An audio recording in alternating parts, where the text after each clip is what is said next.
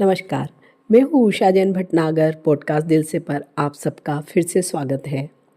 आज मैं आपसे एक ऐसी कहानी शेयर कर रही हूँ और एक ऐसे दोष से संबंधित ये कहानी है जिससे लगभग सभी लोग डरते हैं और वो दोष है काल सर्प दोष।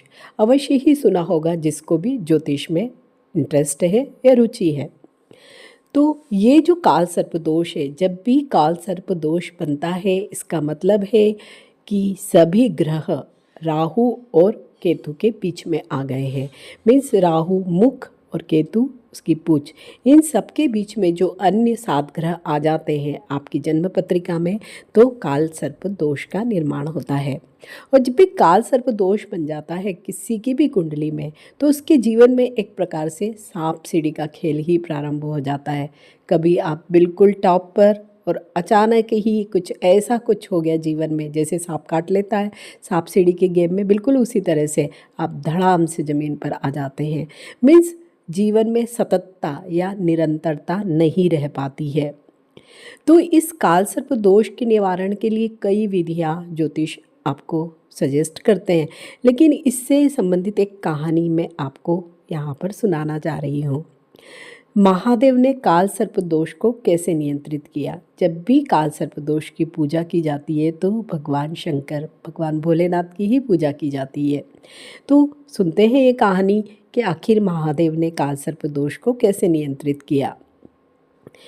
ये कथा उस समय की है जब शनिदेव की वक्र दृष्टि की ही तरह काल सर्प दोष पर भी किसी का भी कोई भी भगवान का नियंत्रण नहीं रह गया, जिस वजह से प्रभु पिपलाद के पिता दधीची को अपनी अस्थियों का दान करना पड़ा। जिससे पिपलाद क्रोधित होकर शनिदेव के पास पहुँचे। शनिदेव ने अन्य ग्रहों से उन्हें रोकने को कहा, लेकिन सभी ग्रह पिपलाद को महा अवतार मानते थे। राहु केतु ने शनिदेव से मित्रता के लिए काल सर्प दोष का निर्माण कर लिया। इससे पिपलाद शनिदेव के पास न पहुंच सके, जिसके प्रभाव में आकर सभी ग्रह पिपलाद को भी रोकने लगे, जिस पर पिपलाद सभी ग्रहों को काल सर्प दोष से मुक्त करते हुए राहु केतु तक पहुंच जाते हैं। राहु उन्हें निगलकर उनकी माता पिता की दुर्दशा दिखाकर उन्हें भयभीत करते हैं, लेकिन प्रभु पिपलाद उसे अपने वश में कर अपने माता पिता को स्वर्ग में मिले उच्च स्थान के भी दर्शन करवा देते हैं, जिससे क्रोधित होकर राहु केतु उन पर हमला कर देते हैं। जिस पर प्रभु पिपलाद केतु की पूंछ पकड़कर राहु के सिर पर हमला कर दोनों को एक एक करके घायल कर देते हैं।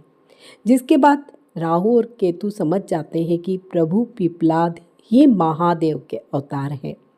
जिस पर राहु केतु क्षमा मांगते हुए कहते हैं कि भविष्य में जो भी आपकी पूजा, मतलब महादेव की पूजा करेगा, अभिषेक करेगा, उसका काल सर्प दोष का निवारण हो जाएगा, उसके काल सर्प दोष की मुक्ति हो जाएगी।